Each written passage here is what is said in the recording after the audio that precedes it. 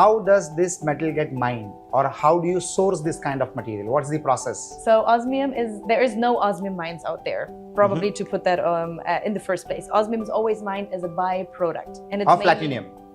There we go. See, I told you guys. I'm educated. I'm educated. Yeah. Yes. So how many companies are there that deal into osmium in the world today? So there are various companies who are using it as tangible as investment or as a jewelry material, but there are only 2 companies through which every piece of osmium goes. So osmium comes, as I said, from platinum mines, and it's crystallized in Switzerland. What is the vision that you have for Osmium? To grow to the biggest osmium jewelry platform there is. Okay. Actually, this vision I have, I guess, already achieved because it was the very first one, which is great. How do you ensure that kind of continuity in the business that you do with Osmium? I mean, it's all about setting your mindset to something and not really letting go. So when I focus it on acting, it is even in between breaks, you would try to stay in character. Do you create the product and then find a buyer? Or you also customize it as per the buyer's need? The second one is definitely the more popular one. So it's so rare, it will never be a mass product. So guys, life is a very interesting journey, and when it is very interesting, you meet people which are very inspiring. One such inspiring guest that I have today is Scarlett Clauss from Germany, all the way from Germany. Scarlett.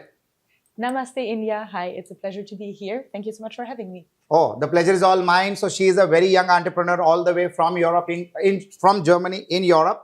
And she's been here for quite some time. And this is her first trip to India. And she has already accepted the fact that India is a world in a country. So it's a very interesting journey that she's lived. And we will be diving into that deep. But Scarlett, how's the feel being in India? Just to begin the conversation. Well, absolutely incredible. First of all, I come from half a meter of snow back in Germany. So coming to the sun, the vitamin D, just like enjoying some sunny weather is already perfect. Food has been incredible. Hospitality is through the roof. As a German, we're not huge on hospitality, so I very much enjoy that. I've had a wonderful time so far, and business seems to be great here. So I for sure will be coming back more often in future. That's music to our ears. Every Indian loves to hear this when people want to keep visiting India. That's opportunities both sides. She's in a very unique business. I've always heard about rare earth metals. Today's conversation is going to be focusing on something which is very unique, which I didn't know till a couple of hours back, and you will know just after a few minutes.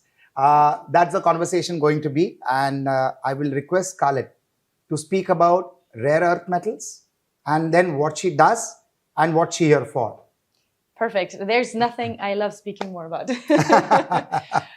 Well, to sum it up, so there's 8 precious metals. Most people know gold, silver, palladium, platinum. There's also rhodium, iridium, ruthenium, and osmium.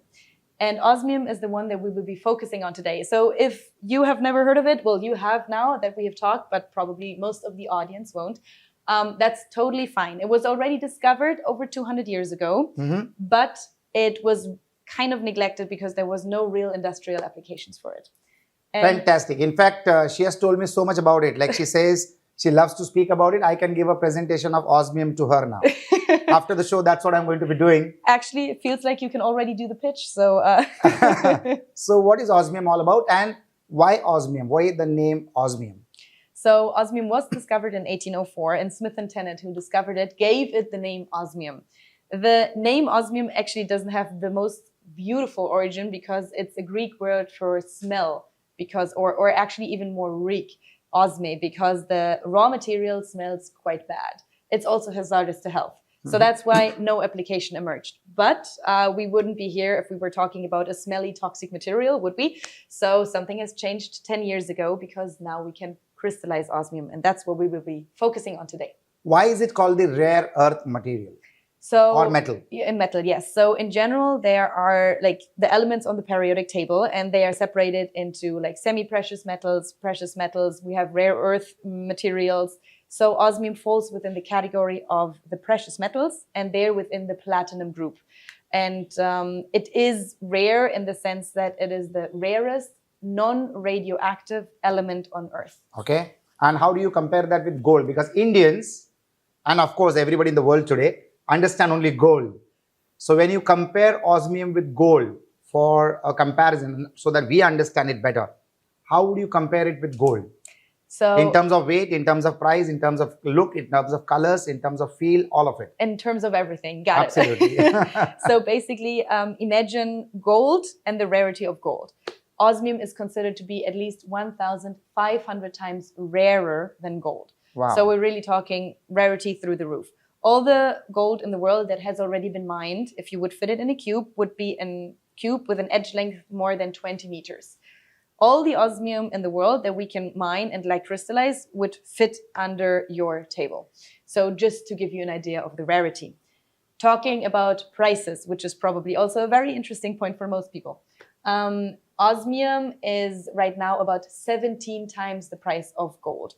Wow. So we have seen over the last couple of weeks and months an incredible rise in prices for gold, for silver, for a lot of tangible assets people are acquiring. And so osmium used to be a little bit more, but now we are at 17 times the price of gold. Wow. And gold is already 17 times what it was 30 years back. And now you're saying that it is 17 times the price of gold today. Exactly. So this is a small piece that I saw first. And for the guest, this is not a coaster. I guess I can buy a couple of Rolls Royces with this piece. So this is osmium. It's pretty heavy and it looks very shiny. And it has got some shining qualities that you wanted to explain yesterday. Yes. So under the sun, something happens to this? Under the sun, something very beautiful happens to it. Exactly. So we all know the shine of diamonds and stones, right? Yes. Diamonds refract the light, so they break it, which gives it a very beautiful color spectrum, but not 100% bounces back in your eyes. With osmium, you have 100% reflection. So if you hold this into the sunlight, you will see it up to 30, even 35 meters. A typical stone, you see up to 6 meters. So if you want to grab attention when you walk into a room, make sure you wear osmium. Fantastic. Yes. Fantastic. That's a good statement. But very unique thing that you told me yesterday is nobody can differentiate between two diamonds or two pieces of gold or two pieces of silver. But with osmium, what you told me is every osmium has a unique fingerprint, like the fingerprints that we talk about. No two human beings have the same fingerprint.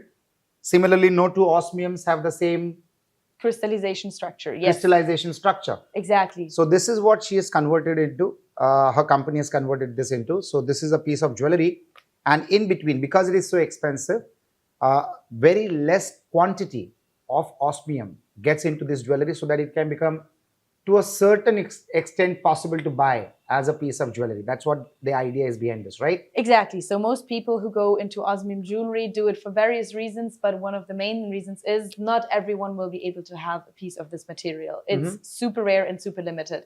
So the idea really is I have something that not everyone out there will be wearing on my finger, on a necklace, whatever it is. And the beauty of it and the rarity of it for sure add to the myth surrounding osmium, because it's now really becoming this almost mythological, like next level thing that you can wear if you want to provide status or showcase something. So I want to understand one aspect. Gold and silver is in demand because too many people want it. And when the demand is higher than the supply, automatically the prices go high and people store it as wealth so that they can trade it off when they want to. And there are a lot of people who must have bought gold at 1/5 the price of the prices today. And today they sell it off to buy additional activities that they want to do in life. It can be a house, it can be a car, because gold has gotten so expensive. What happens to osmium kind of a material where people are not used to it, and because they don't know it, how do we gauge the demand? And if we can't gauge the demand, how would we consider it to be an investment which can be leveraged in the future? So there's two markets surrounding osmium. We already covered a little bit of the jewelry, although of course there's much more to say. But the older market definitely is tangible asset investment. So I'm from Germany. I think I told you this yesterday. I'll tell the audience again. We're not huge into expensive jewelry and luxury. We do expensive cars, but that's kind of the luxury that we will treat ourselves with. We are huge into tangible asset investment, meaning similar to India, actually, it's very in the culture to purchase gold, silver, bullion, these kind of things. And there, osmium is resonating quite strongly with people.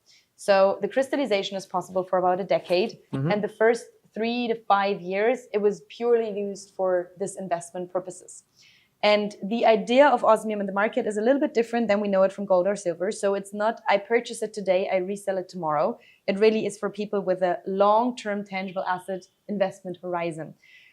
We are talking of a material that is most likely going to be less than 500 kJs ever. We're not talking an annual 500, production. that's 500 kilograms. Yes. Ever. Ever. So less than half a metric ton. And who certifies ever. that? That it's only 500 So kilograms? this comes from the Osmium World Council, Osmium Institutes, and the sources we're speaking about. But just to cover the subjects from before. So the idea of the tangible asset investors is purchasing a piece now, like one of those pieces, for example, the one that you held is valued at 220,000 euros, price today. So acquiring it today, This one. keeping it, exactly. So please don't drop it. This would need... How much does this cost, you said? 220,000 euros. Wow. I have no idea what that's in rupee, unfortunately. A very high number. A lot of lux. So the idea is purchasing it today, storing it in my safe, waiting until those less than 500 kilograms are introduced to the market, and then being the source for the future. So this is the idea that the market follows. So doesn't it sound like the Bitcoin story, that there are only so many numbers of Bitcoins because of which the prices have really gone through the roof? Yes, it's actually a very good comparison. So our American partners also call it the real life tangible Bitcoin for various reasons. Every piece is unique. We can identify it. It's becoming less and less. It's going to run out. People are losing their keys to their private wallets. Some people may lose a piece of osmium. So there's a lot of comparisons that you can put out. We have seen a lot of people who went into crypto also early, also go into osmium early because they have an entrepreneurial mindset. They like being before the mass. Of course, most of them have made quite a bit of money. But the idea is, okay, this is a Bitcoin, but I can touch it and I can store it and I can take it with me if I leave the country. You can also use it because of its unique feature. You can also use it as a blockchain kind of an activity, a physical blockchain kind of an activity. Actually, yes. So the crystalline structure that we covered earlier is more unique than a human fingerprint. We always say probably even 10,000 times more precise than a human fingerprint, depending on how deep into the crystal structure you'll look. And it means that osmium can also certify the jewelry piece, the item that we set it into. So it's basically encrypting something else. Absolutely correct. Fantastic. How does this metal get mined, or how do you source this kind of material? What's the process? So there is no osmium mines out there, probably to put that in the first place. Osmium is always mined as a byproduct. And it's Of platinum. There we go. See, I told you guys. I'm educated. He can do the pitch. Yeah. Yes. So it's a byproduct of platinum mining. 10,000 tons of platinum ore will equal roughly 30 grams of osmium. So that's a sugar cube. That's a sugar cube. Yeah, imagine, I'm from Germany, so I love using examples with cars. So imagine you have a highway, it's 3 lanes. All 3 lanes are full with trucks, and all the trucks are full with platinum all the way to the horizon. You'll find a sugar cube of osmium in there, just to give you an idea of the rarity. And the main platinum mining is happening, about 80% is coming from South Africa. There's also a little bit in Canada and the Ural areas, but 80% South Africa. Fantastic. So how did this discovery happen? Was it accidental? Not really. So it was already expected that there would be other precious metals for reasons that I chemically and physically cannot explain. But smart minds in the past knew exactly which gaps were still to fill in the periodic table. So it was clear that there are some materials still left to be discovered. And Smith and Tennant tried to separate different platinum group metals, and he actually discovered iridium and osmium at the same time. Iridium, because of its beautiful color spectrum, he gave it the iris, the irid, the colorful rainbow name, and osmium, not as pretty in that state, got the name reek because it was very, very smelly. But I can promise you, in crystalline form, it outshines iridium anytime. Wow. So how many companies are there that deal into osmium in the world today? So there are various companies who are using it as tangible as investment or as a jewelry material, but there are only 2 companies through which every piece of osmium goes. So osmium comes, as I said, from platinum mines, and it's crystallized in Switzerland. So if you will, it's a product made in Switzerland, which internationally usually also sounds pretty good. So crystallization happens there only in one company, and then every single piece, doesn't matter how big or how small, even the smallest ones, they pass through the German Osmium Institute, which is the company that I'm mainly working with. We are in Munich, Bavaria, And there, every single piece gets certified. And from there, the pieces go internationally around the globe. So, like Osmium Institute, are there any other companies trying to do the same thing with the metal? No, and there will never be. So this is a global monopoly that is held by Swiss and German companies. Oh, so this is only happening with these companies. Exactly. So she is the vice director for the company Osmium Institute, and Correct. she is smart enough to even launch her own venture, and that's called Oscillary, and that's the first piece of jewelry that was ever made, and that's the first product of her company. Can you tell us the correlation between Osmium and Oscillary? Yes, of course. Nothing I would love to do more, actually. I love talking about this. So I started with Osmium over 8 years ago. I stumbled across it in its early baby shoes. And the idea always was tangible asset investment, reselling to the jewelry and luxury industry later on. But there was not really any luxury or jewelry items already on display. One of the very few examples was the Hublot watch. So Hublot, or here mostly pronounced Hublot, was the first one who produced a watch with Osmium already in 2014 and 15, two limited editions. Who supplied them the Osmium then? That was still us, but it was like the Osmium Institute, the way we know it today, was founded today. But back then it was already still us with the crystallization company. And they were the first ones to use it. But there was no any other use cases showing jewelry or luxury items with it. So I joined the company in 2017, and then I thought in 2020, okay, we need to show people that the money that they're investing can be transformed into something beautiful. We cannot just tell it to them, we need to show it. So that's when I founded Oscillary, Osmium Jewelry, short for Osmium Jewelry is the name. And Oscillary was originally, the intention was to create a high-end luxury jewelry brand with Osmium pieces. But then we realized for multiple reasons that it's better to have like a consultation company. So the first couple of pieces were created there. It was meant as an initial spark to the market, if you will. And after that has happened, we've had more and more producers and designers flocking in. And nowadays, Oscillary is more a company of training. I go to goldsmithing schools, I teach there. I go to exhibitions, I do presentations. So Oscillary is more that company of every creative mind that wants to work with Osmium. We'll chat with them and we'll make sure that their products shine. So how do you integrate creativity with the product that you have, with the metal, the precious and the rare earth metal that you have? How do you integrate creativity with this metal? And how many countries are you currently operational, or how many creative minds work on the jewelry that's getting made with this metal? So we are already in over 30 countries where Osmium jewelry has been produced. India was quite late now because this is our first approach to the Indian market. We thought the focus here is so gold and diamond heavy that we weren't sure how it would be perceived. But we got actually convinced by a lot of people to come here. We were at the jewelry show just a couple of days ago giving a presentation there. And so far it's been perceived super, super well. The creativity is basically without limits. So the cool thing is when you talk to designers, people who have creative minds, they love because they say it's finally an innovation. It's finally something new out there. And so you can cut it into any shape you want and then set it. So this is a beautiful example that you're holding there from Switzerland. This is a very high-end producer, and he has used gold, onyx, and osmium inside of this jewelry piece. So this is a pendant? This is a pendant. So the designer who's made it is from where? From Switzerland. From Switzerland. Exactly. Okay. And it may look to a lot of people who see it for the first time, they think it's a diamond carpet, it's a pavé, that it's a lot of single stones.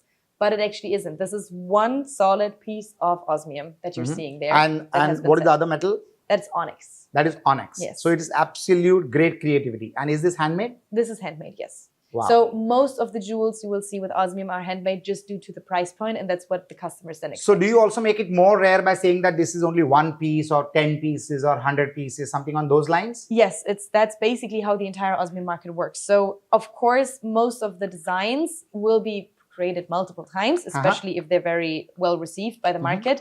But this exact piece can never be copied. So if you now took a high resolution photo of this surface and compared it with a scan in the internet, even you yourself or the audience would be able to authenticate their pieces, which makes it so interesting because nowadays we have AI, we have 3D printing, no one knows what's real, what's not real. With osmium, you can always know that it's the actual real piece because you can do a visual comparison. And this pendant will never exist a second time. Even if someone copies it, the design, easy to tell them apart. Wow. So that's a lot about osmium and the metal. Now let's dive into entrepreneurship, business, making products known, talking about it, giving presentations, educating the world about the rarity so that the prices can go up and that can get justified as well.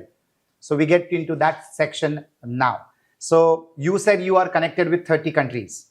Which countries have given you the most positive traction? So with Osmium, it really depends on what market we're looking at. Germany, for example, tangible asset doesn't work in markets like Korea or Japan, where people are very focused on stocks, cryptos, funds.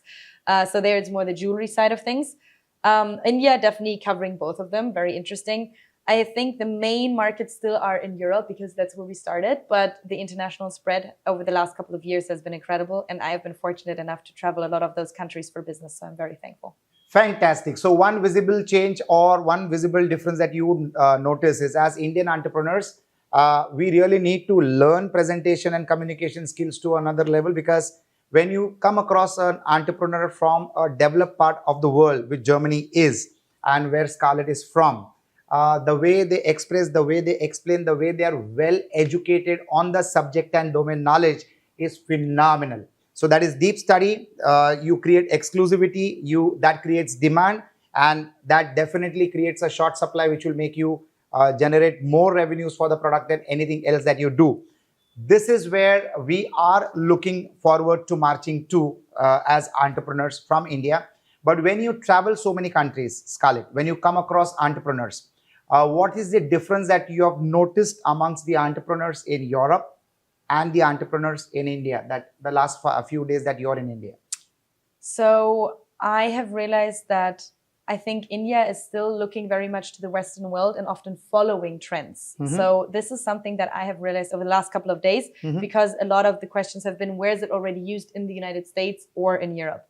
I feel that mindset is a little bit different in Europe, because they are just thinking of something and then they're starting it and not really looking left or right who has already done it prior.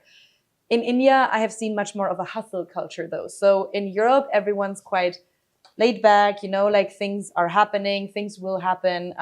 We follow very, very rigorous schedules on when we start work, when we end work. And this is something that I've not seen in India. So here, every single person I've met is like, their work is their life, they're focused, they're like locked in. And this is something that I personally also have, but I very, very much miss in Europe. So I think we could actually learn something there. So we are a country where we have more number of languages in the number of countries in the world, and linguistic capabilities help a lot. Being from Europe, being from Germany, her English is absolutely flawless, and that's where communication becomes smooth and you look out at opportunities on where collaboration can happen and business can expand. Of course, artificial intelligence is changing the scenario. You don't need to know the language, but still, when you communicate on your own, the comfort level is completely different.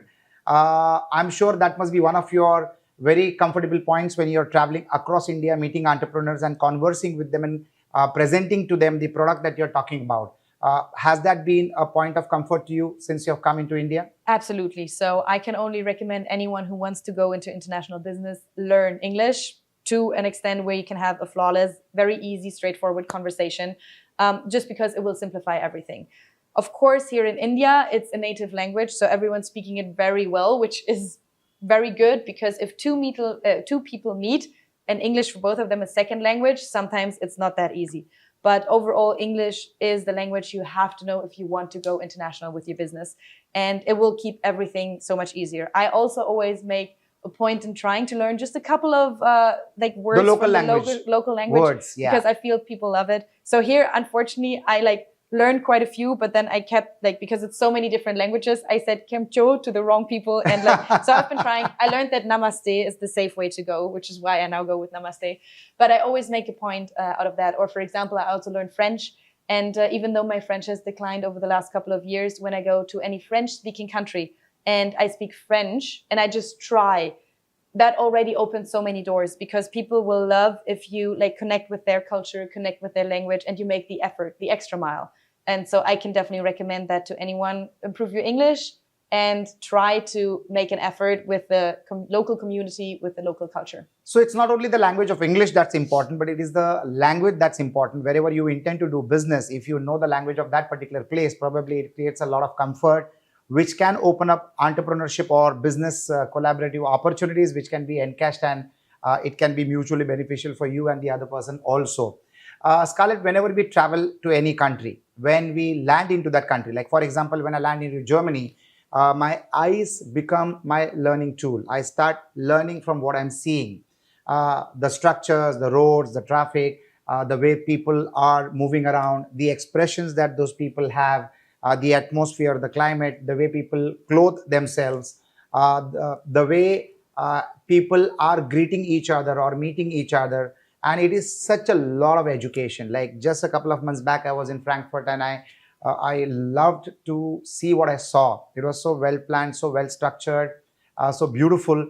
What have you seen from the time you have landed in India? What are your observations? Of course, apart from how the culture changes, how the language changes, how the pattern of clothing changes in every state or in every city of the country. What are your close observations?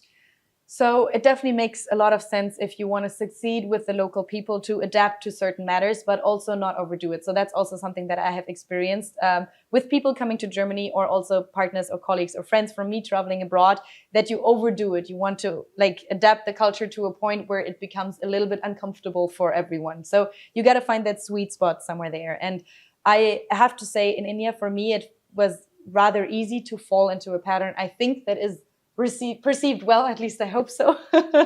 But it's a very friendly, very open culture. It's a very easy discussion to go into with people. Everyone's genuinely interested what you do, want to know more. And what I love is that so much here is happening over socializing and over food. So it's not just plain business. We walk into the meeting room, we get our glass of water and we walk out, which is how it is in Germany. No, it's about like going out to dinner probably with people, like also conversing with them on a private level, and not just walk in, make your pitch and leave. And that's something that I very much like, but this is something I think would be hard for entrepreneurs from India, for example, traveling to Europe, because they will probably think the people don't like me because they're not asking any personal questions. But no, it's just like a different cultural structure, you know? So you really got to pinpoint there what you want to do. What was your homework when you were planning to come into India? What did you study about India and you were prepared for when you landed into this country? So obviously the first point of entry is, of course, the visa. So that was, I have to say, I traveled to like 35 plus countries already. India was quite something, like to fill out all of that visa application. I'm so happy to know this.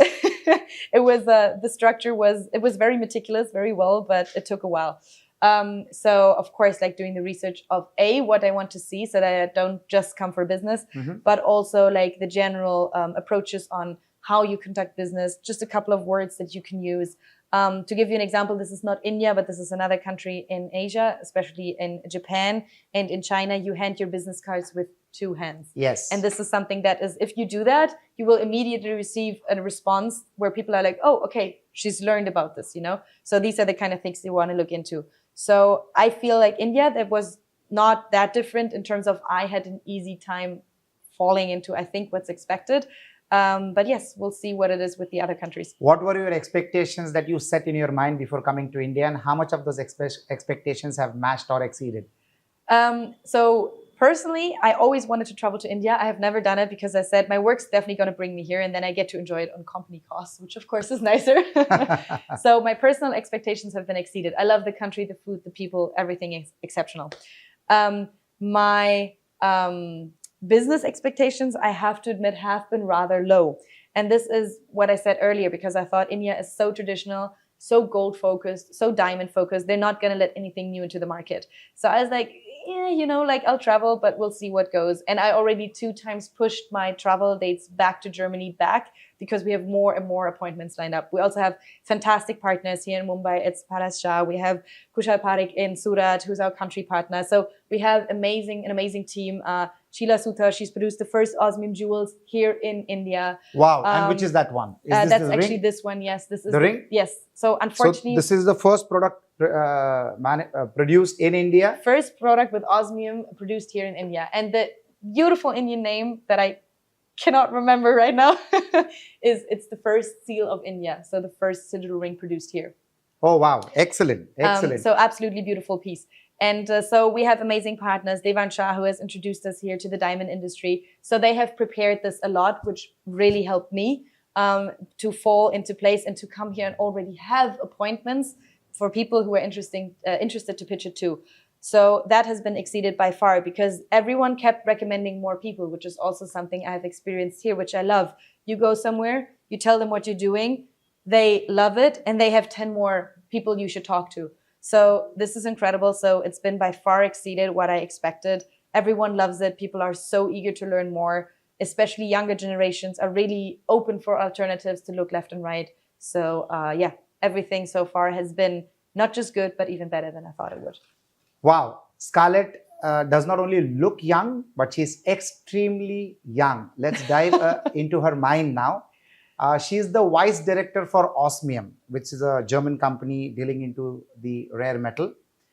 She then started her own line of products, that's Oslery. So you are a vice director where you're connected and associated with the organization as one of their team members, one of the senior, and I'm sure you're one of the most valuable team members. You're the Osmium for them. After that, you also initiated your own venture under the master umbrella of your organization and you created Oslery. What's the thought behind it? So I come from a family where entrepreneurship is not a thing. So my family is like doctors, diplomats, like military attaches. Like this is kind of the family I come from. So and I was always like falling a little bit out of place there because I always knew I want to create something of my own at some point. So it was always clear for me at some point I'm going to found something. But that was even before I met Osmium. I was like, I want to have my own company. And then when I came to Osmium Institute, I was just immediately like intrigued by the idea of being somewhere at the beginning. So, I mean, 2009, I think Bitcoin came out and I like looked into it 2015, which is probably earlier than a lot of other people did, but still like too late to like do what you wanted to do with Bitcoin. And so with Osmium, when I experienced it, I was like, wow, I'm here at the very first moment. Like this could become huge if we put the right effort and mindsets to it. So seeing that grow over the last couple of years has been incredible. And then Oslery was kind of something that just made sense because I wanted to found something for my own. And back then, the focus was so heavy on tangible asset investment. Like it was a very male-dominated field with Osmium just in general as tangibles. And no one really thought of the jewelry applications, the ideas, the possibilities. So I was like, I'm going to do that. I'm going to found my own company. And that's what I did. So I was 23 when I founded Oslery. And it's been a good success story so far. I'm very happy. It is 2023 or when you were 23? I was 23. Okay. For your information, friends, this is her first commercial stint. For the last 8 years, she is with Osmium Institute. Before that, she was a student. And which year did you start Oslery? That was 2020. So she started this almost 5 years back, 5 to 6 years back. What we need to understand is being associated with an entity and then with the support of that same entity and with their own products, putting up your own line of business. That's a brilliant idea which entrepreneurs in India should start looking at or looking into, because leveraging in life gives you a boost of speed to growth. That's a brilliant combination where you're working with an organization and also you have created a venture within that organization. So you get the natural support of the organization. So that's a brilliant mindset. So as an entrepreneur, what is the vision that you have for Oslery? To grow to the biggest Osmium jewelry platform there is. Okay. Actually, this vision I have, I guess, already achieved because it was the very first one, which is great. No, but the idea of Oslery really is giving a platform for all of those people who believe enough in our product to make something out of it. And I feel those people need to be appreciated throughout the globe. So that's one of the reasons why so many people start working with it, because if someone, I don't know, produces something in Japan, someone through our connects in Rio de Janeiro might end up purchasing it and wearing it. We work with brand ambassadors from very famous sports people to dancers at the Rio de Janeiro Carnival, now looking at K-pop stars. So we're trying to give these people a platform. And that, coming back to like a business mindset, is something where I think you always need to show people what is their value in using your product, using your idea. And this shouldn't just be a stupid pitch, like this is better because X, Y, Z. Like it should be something heartfelt, something where they can connect to. And a lot of jewelry brands, in our example, they are missing the international exposure. And this is something we can offer them. So find that niche key point that the other person wants and dive right into it. That's what I can. Fantastic. So how do you recommend. create demand? How do you create demand for a product that the world doesn't know? What is the process that you are going to be following or the company is following to create that kind of awareness? And to the right target audience? Yes. Let's be honest, most things on this planet are not needed. If it's not food and not a house over your head, like most things are luxury, are not necessarily a necessity. So you want to create the demand, the longing for it. And fortunately, with our product, it's very simple because it's rare, it's beautiful, it's unique. It plays with the idea of FOMO, like, oh my God, if I don't get this now, like I'm probably never going to get it. Like I want to have something more than my neighbor has. So with us, we're very fortunate because we didn't really have to look for a USP. It was already there. But if you go into an industry where there's already a lot of different people who are in, you got to create a USP that is intriguing enough for people to look into it. So think of your own personal strength and then focus on a core strength that really sets you apart from all the other ones. And that's where you dive in. That would be my recommendation. Fantastic. And what is the plan that you do to educate the world about this product so that there is interest in the people? So like suppose if I'm doing Osmium, okay, suppose if I'm in your shoes, what I would do is I will pick up the best film star or a Hollywood star and create a movie around a heist. And this time they are robbing a bank of Osmium. Oh, I love the idea. If you have any connects, let me know. Yes, so there's different approaches that we have done over One the of the approach is always going to be entertainment because that's where a concept gets popular. And when people that you follow, if they look into these kind of aspects, then the want increases. They want it. So yeah, so I think it, like, funny enough, over the last 8 years that I've done this, I've seen a change in our marketing approaches, which was very needed. So the main shareholders and people who are involved, they're a little bit older than me, and they were very much on print, you know, so they were like still like, we need to go into magazines. And I fought for a couple of years. Now we have a social media manager, and this is a product that goes amazing on socials. It's sparkly, it's shiny, it's rare, you know. So now we see a lot of growth in social media. And what I have experienced over the last couple of years is that I think everyone thinks advertising does not work on me. I am stronger than that.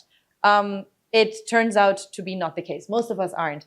And the best kind of advertising you can make is you use an influential person that another person connects with. So this can be Taylor Swift. This can be someone in India. Priyanka Chopra would be an example that I know here. And people want to copy these people. They want to have a part of their fame, of their luxury. So if they wear it, then the customers will want it. So influencer marketing for sure is something that one should really look into. Awesome. So life is all about continuity, and you need to continue. You need to keep continuing what you do. For people to understand, she is also an actress. She has acted in her initial days, that were her education days. And I'm sure she continues the skills on camera and off camera whenever she does presentations. And that's why you find her so perfect. So Scarlett, you have been experienced to continuity in shoots, right? Yes. Like when in between the shots, when you change the scene and they really want you to continue with the same look on the camera again, so that there is no disconnect when the overall film is being patched together. How do you ensure that kind of continuity in the business that you do with Oslery? I mean, it's all about setting your mindset to something and not really letting go. So when I focus it on acting, it is even in between breaks, you would try to stay in character, like not, I don't know, open Instagram and scroll through your memes and reels because it's just going to take your mindset off, you know, so stay focused. And I think the same thing you can adapt to entrepreneurship or any sort of business. It's never letting go. So I am a sports addict, and for me, like the only time I pause is when I'm sick. But other than that, I always try to every single day work out, because as soon as you start letting go, we're humans, we're lazy by nature. So, you know, as soon as you start to slack, it's going to be difficult. Same goes for business. Always keep your mindset at it. Chat with people. One of the first questions that you will always get is, so what is it that you're doing? when you meet a new person. And I'm sure you're waiting for that question. Getting their pitch there, like for me, it's always like, oh, I'm doing this, but, always being ready to pitch it, never really fully letting go of it. I'm not sure if it's what a health coach would recommend. But for me, I found that work is always a part of me, even if I'm having a relaxing massage to a certain degree, not too much, but to a certain degree. And that's important. So that's your continuity in life. All the time, Yes. you're talking about work and the company that you represent and the business that you do. So that is the kind of thought continuity that you continue, and you love doing that. Exactly. Okay, that's what most of us love to do. We love to work. We love to keep in touch with people, chat with people, learn from people. So it's one good activity every entrepreneur should indulge into. Continuity of thoughts, irrespective of the situation and scenes that's going on. So Osmium is a brilliant company that you have initiated, where you have smartly integrated the precious metal that you're dealing with, and you have added creativity in the form of jewelry, combine the two and getting into the market. How do you decide and define price points for the products that you create? Because there is a cost of the precious metal, and then there is a cost of the creativity, and together you have to come up with a price point which should cover not only the cost of the metal and the material, but it should also cover the cost of your business infrastructure and your profits. So how do you price your products? So Oslery itself doesn't produce that many products anymore, which is why usually we leave the pricing of end pieces up to the producer themselves, and they have their specific margins. I try not to judge. We don't say anything. They can decide their end pricing. And I've seen everything. I've seen everything from like probably 50% markup in jewelry to 900% markup with watch industries, some Swiss watch brands who have just crazy margins. So whatever you want to cover there, if there's a very easy saying, something is worth as much as the customer is willing to pay for it. Basic rule of economics. The perception. The perception. On what you can make them perceive. Exactly. So if you have a little bit more margin, but you use this margin to create the need and the desire by using influencers or whatever, like it'll like justify it in the end.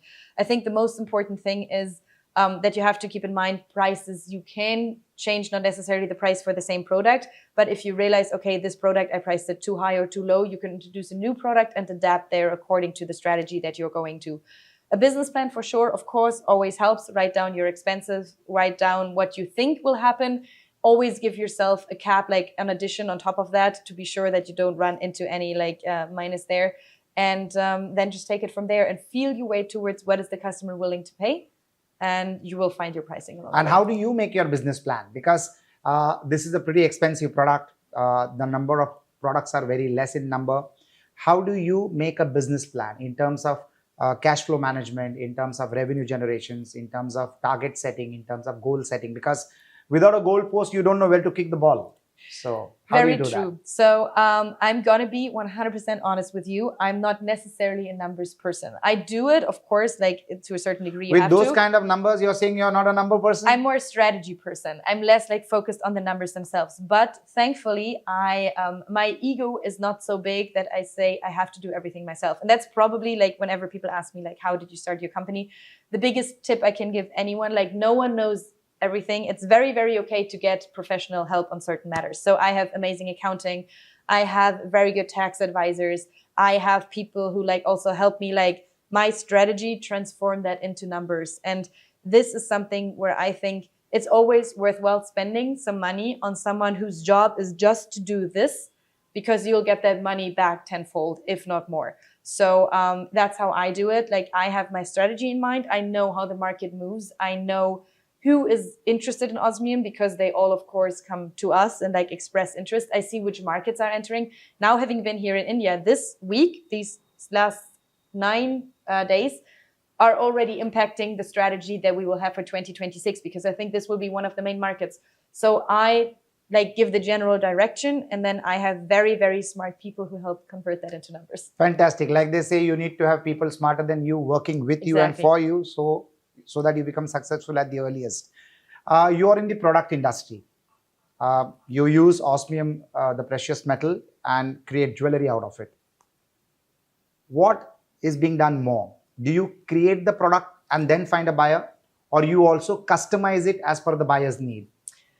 It's both, but the second one is definitely the more popular one. So it's so rare, it will never be a mass product. So mostly what happens is that we have very high-end designers, luxury brands, or high net worth individuals when it comes to jewelry who say, I want to have something specifically tailored to me, something that expresses me.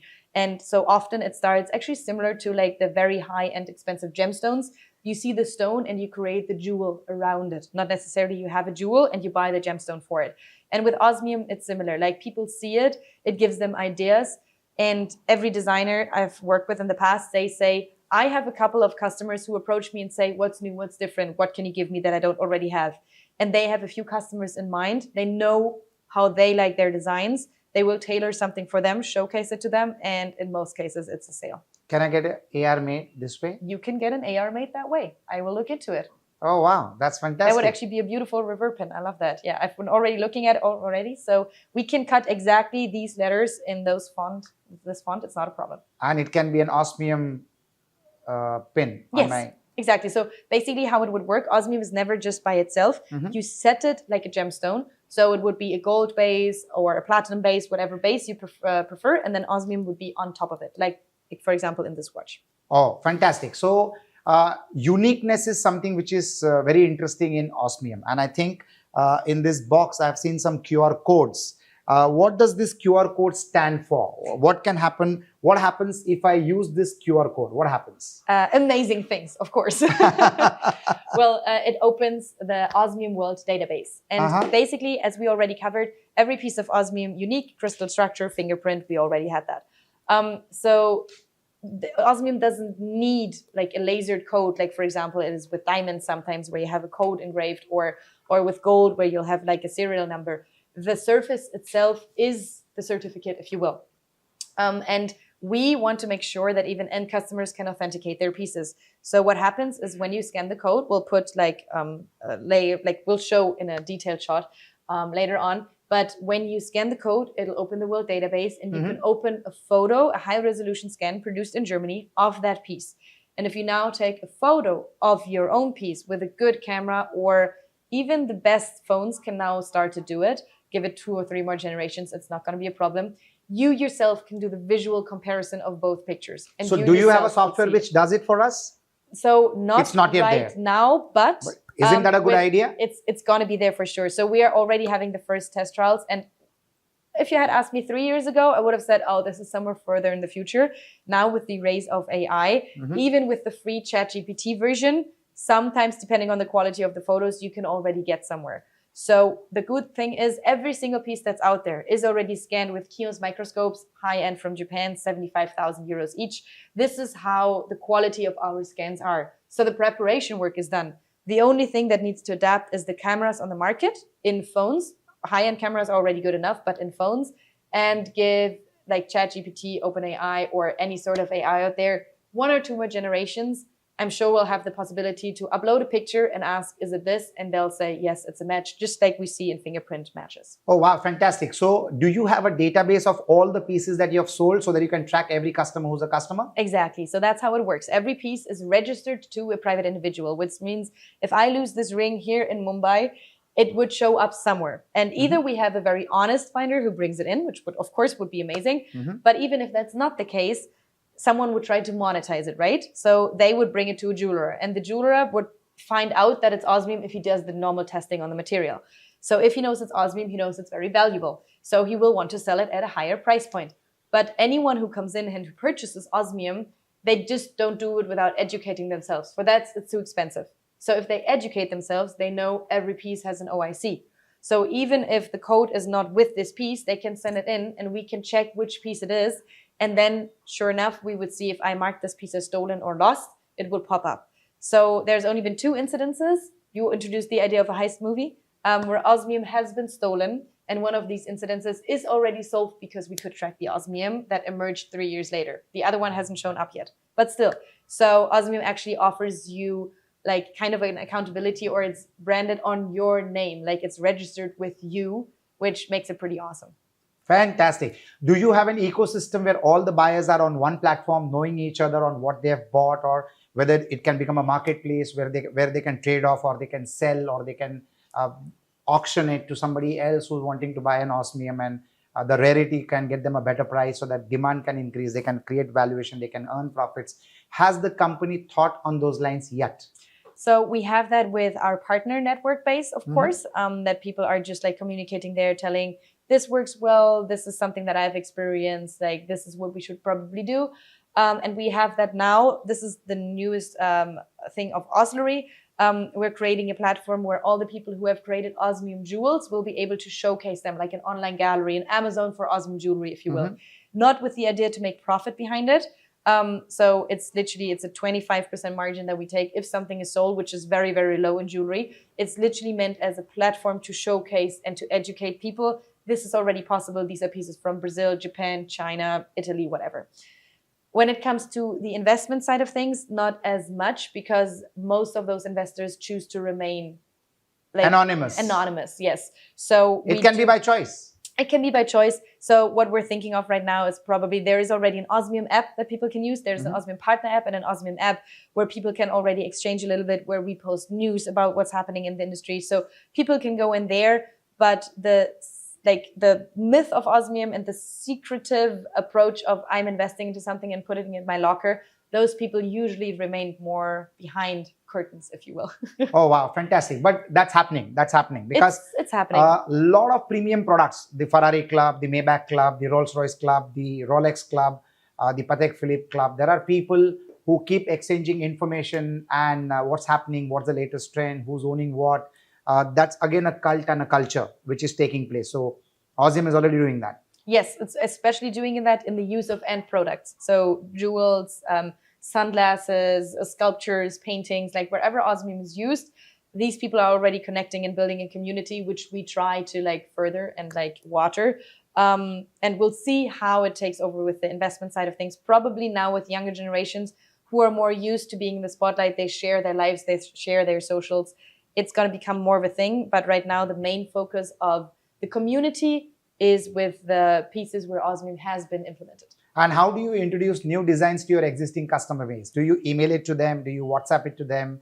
Or is there a platform where they get this information and they always keep looking out for newer information coming up? So right now, it's mainly our socials that we're doing this through. So we have Instagram, we have YouTube, we have Facebook, LinkedIn, you name it. And we also work with a lot of magazines, TV commercials, TV documentaries. The good thing is this is so interesting. Everyone usually wants to cover it. And this is where we also place the jewels of the partners who are using it. So it can be that, as I said, you produce something in Brazil and suddenly it will be in a Japanese TV commercial somewhere. So things like this can happen. This is what we do. But now with Oslery, the approach is actually to have such a platform available for everyone who wants to promote their osmium jewelry pieces. So it's currently still building up, but you can already check it. It's oslery.com. Just to get an idea of some of the designs that are already out there. Wow, fantastic. So this QR code, what business you do is immaterial. How you do your business is what matters the most. The QR code, just a few days back, I was visiting a exhibition, a painting exhibition. It was a Russian exhibition here in Mumbai at NGMA. It's one of the government bodies for displaying art. The art was phenomenal.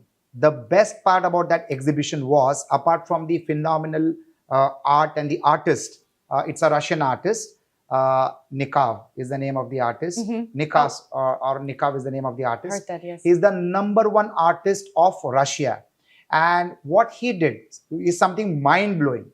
With every painting, there was a QR code. And when you click on the QR code, the whole painting comes to life and there is an animation with that painting. Now, that was such a thrilling experience that suddenly you start feeling that you need to own that piece of art. So it's all about what you create, which has to be unique. There is no compromise on that part. But if that uniqueness can be added with the help of technology and create an experience further beyond the art that has been created, then the feeling of ownership multiplies, that you want to own it so that you can, enjoy the creativity which is having continuity. Absolutely. It's not only the painting, but the animation that the artist has created along with that painting. Like suppose if it is an elephant sitting, you click the QR code and that elephant is running and flying and diving and stuff like that. So it's a thrill, and the quality of the original art continues without being diluted. So it was my first experience and it was mind blowing. And this is what I'm seeing here with your creativity. It's with your products that you have created a QR code to authenticate the genuineness of that particular piece of jewelry. Yeah, I think it's not always about creating something completely new, but about taking something that is already existing. In this case, jewelry. In this case, you mentioned art, something that has been there for years. It's already an established, trustworthy business, if you will, but you elevate it and put it on the next level and you adapt to younger generations. And younger generation, for them, it's all about something on a screen. And like, I see something moving and I can probably have it somehow tied to a database, to security, cyberspace. And I think there, this is your approach to it, it's incredible. Like virtual reality experiences that go beyond the physical. That's always a good approach that you can have for sure. In fact, don't you think we can tie two things together? A very expensive painting, to authenticate its originality, can have a piece of osmium, which can ensure that this is the original painting, because originality of something which is very expensive is definitely becoming a challenge, and counterfeiting happens so easily and so comfortably. So to understand the originality of a painting, I think an osmium piece can be connected with a very expensive painting, and that by itself can become a unit. Yes, it's a perfect idea. Like we have certain steps made into this direction already. So people use it not just for the beauty and the rarity, but for the authentication process. And the step towards high-end paintings or high-end art sculptures, to authenticate it, to make sure this is the real one. And even your end customer will be able to tell it is from this artist and it's not like a print or anything else. This is something I think will be a great market for the future of this product, because so it works like a blockchain. It works like a blockchain, like a physical one. Oh, wow, fantastic. But you need to make sure that you also authenticate the painting and the osmium. Otherwise, it should not happen that somebody has bought the original osmium and the painting is a counterfeit. So that's exactly what we do. So we create something called an X code. So for example, this jewelry piece here, it has 10 single individual type pieces in it, and it creates an X code, a superior code certifying the entire piece of jewelry. So if you give this X, this is just 10 pieces, but imagine we have a collier of 100 or even more pieces. You don't want to give the customer a list of codes, right? You want to give them one code. So you give them one code. All the single items are listed in it, and there's a photo of the jewelry piece, the price of the jewelry piece if you want, and some details around it.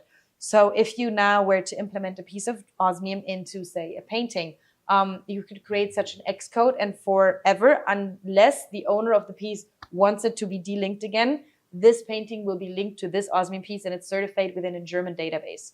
So that's what we do, and that's the approach behind it. Wow, fantastic. So Scarlett, 8 years into this activity, 5 to 6 years in entrepreneurship, what's the way forward for you? How do you do goal setting of you as an individual entrepreneur? What is your goal setting for the next 3 months, 1 year, 5 years, and 10 years? How do you plan it? I have to say with osmium, planning it is always a little bit difficult because, of course, I can plan a certain roadmap. But if we look at nowadays landscape for businesses or for any sort of products, things can trend overnight.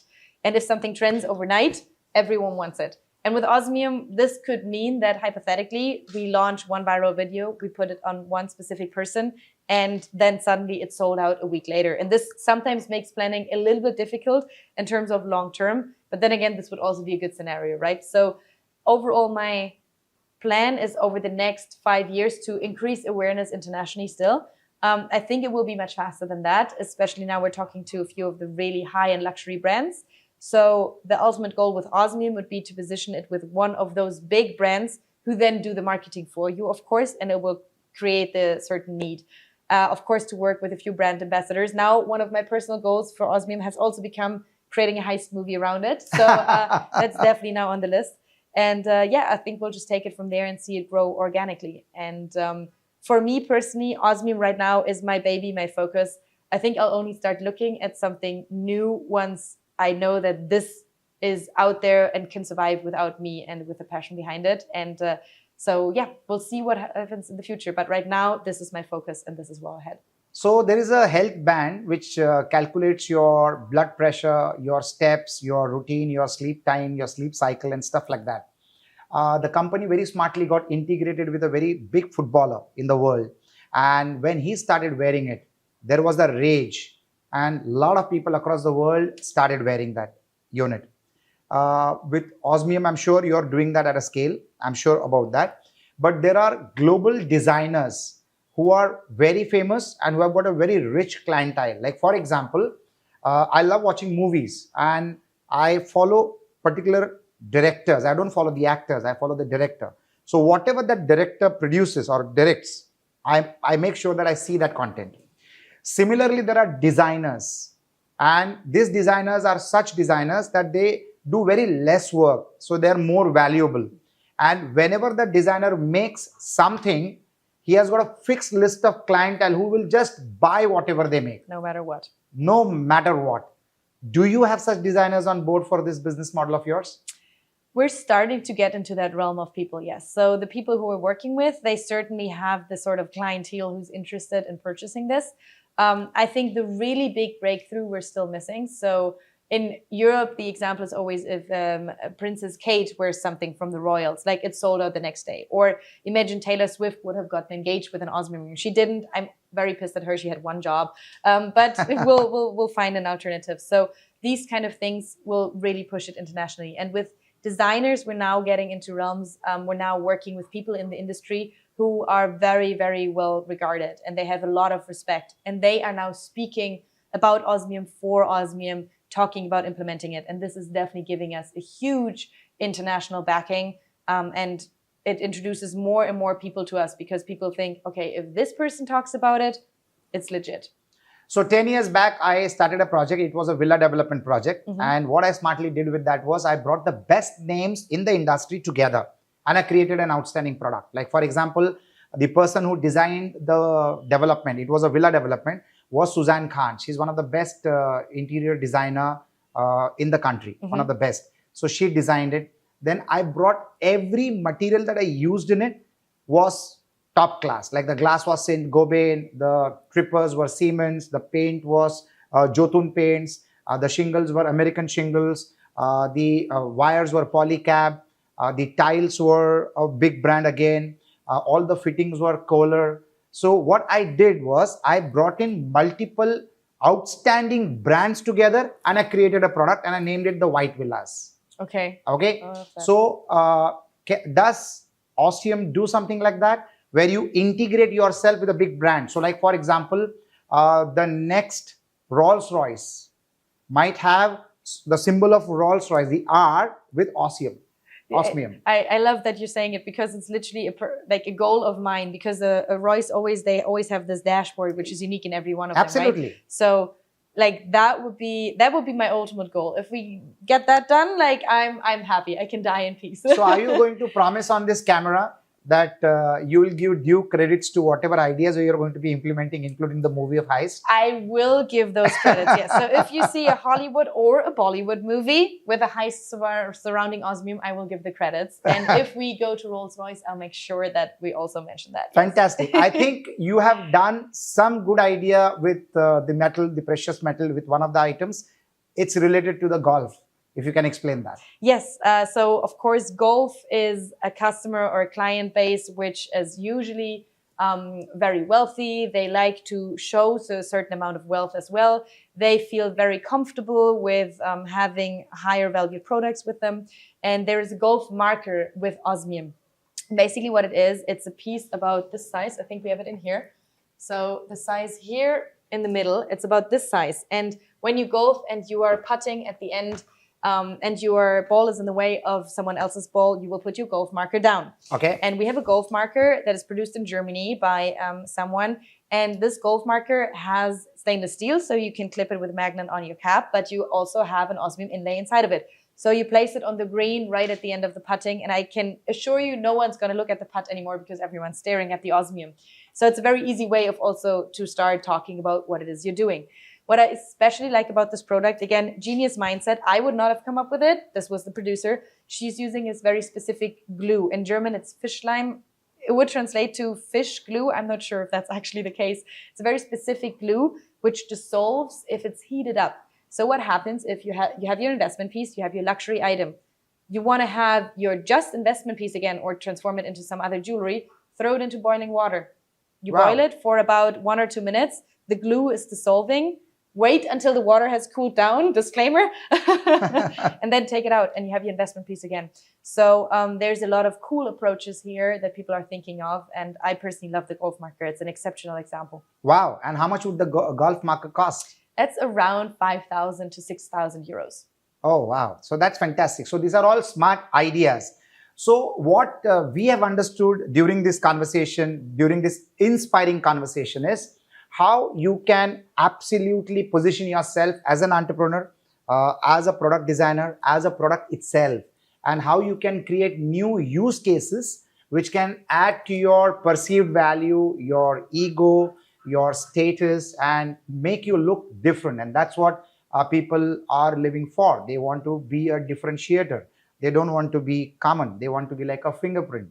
They would like to become like an Osmium.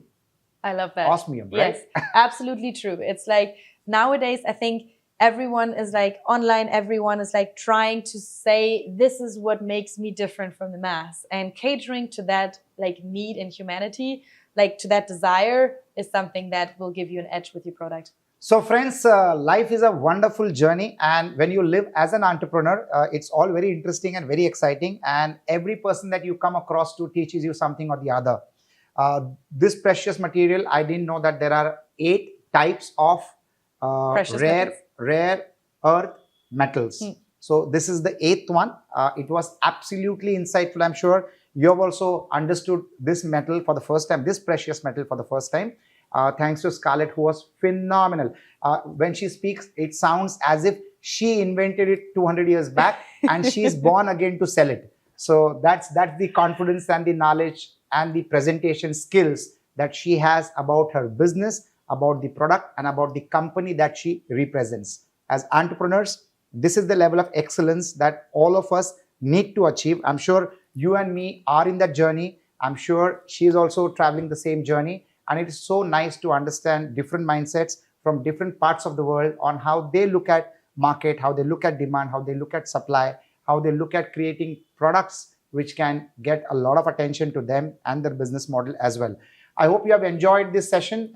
If you have, do post your comments below. Do ask a lot of questions to Scarlett. Do ask a lot of questions to me as well. I will make her answer them as well. And let's interact and let's enjoy this journey of inspiring conversations. Before we part, I would like to ask Scarlett to give a parting shot to what she would like to pass on as a message to all the fellow Indian entrepreneurs and the entrepreneurs across the world. Thank you so much, Agnelo, for everything, for having us here, for giving this wonderful interview and all of your beautiful questions. My parting gift, well, I think the most important thing I literally can recommend to anyone is what I said earlier. It's totally okay to not know everything. Just make sure you find the right people to work with you. And if you find the right people, keep them close, because it's not easy to find those specific persons who will actually like really try to help you. But if you do, hold on to them, never let them go. And I think that's the best tip I can give. I wish everyone out there all the success in the world. If I can help with anything, let me know. I'm here to answer questions about entrepreneurship, Osmium, my personal experiences to India or Europe. So whatever it is, I'm here. Thank you so much and namaste. And before she leaves India, I'm going to make sure that she has a meal at Sante Spa Cuisine. Yes. And if she likes it, she's going to give a 5 minutes video testimonial. That's what she is going to do. She's also going to be wearing Osmium along with Bod Active, which is my gym wear. I'll make sure of that. And I'm also making sure that she's going to be experiencing Sugandh Lok, the fragrances that we create. I'm short on supply. I'll be getting the supply tomorrow. I'm going to hand over a box to her. And she's also going to give us the feedback on beautiful fragrances that India produces here. And she takes those fragrances back with her, not only to the office in the Osmium office in Germany, but also to her house in Berlin. Exactly. Thank you. It was a pleasure. Much. It was an absolute pleasure. Thank you so much. Bye. Who asked? You? You asked me if this is honestly healthy? Come on, yeah. Whole wheat spaghetti in pesto sauce. And this is my pick for this festive season. Try it. Honestly healthy. And I'm honest. I work with and for Konark Cancer Foundation. It's a foundation which takes care of cancer patients. If you know anyone suffering with cancer, then we at Konark Cancer Foundation can connect the person with the right resources and facilities to ensure that the right time, right treatment reaches the patient. Whether it is connecting the resources or providing resources to the cancer patient, we do it all. It also includes support for accommodation in the city of Mumbai. We are associated and connected and networked with the right resources, the right doctors, and the right hospitals. We can bring all of this on a table to you so that it is convenience for you. Whether it is guidance, whether it is medical support, or whether it is operating procedures, our team facilitates every activity required for the patient and the support required for the family. We also connect you to the right NGOs and donors to ensure that you also get financial support and aid to whatever extent possible to ensure that the treatment happens and the life is saved. If you know of anyone who is suffering with cancer, please connect with us. The details are mentioned in the content below. Konark Cancer Foundation is an NGO. It's a not-for-profit organization, and we have lots of volunteers which support this good deed. So get in touch with us and help us to save lives. You too can be a part of this movement. Konark Cancer Foundation. Thank you so much.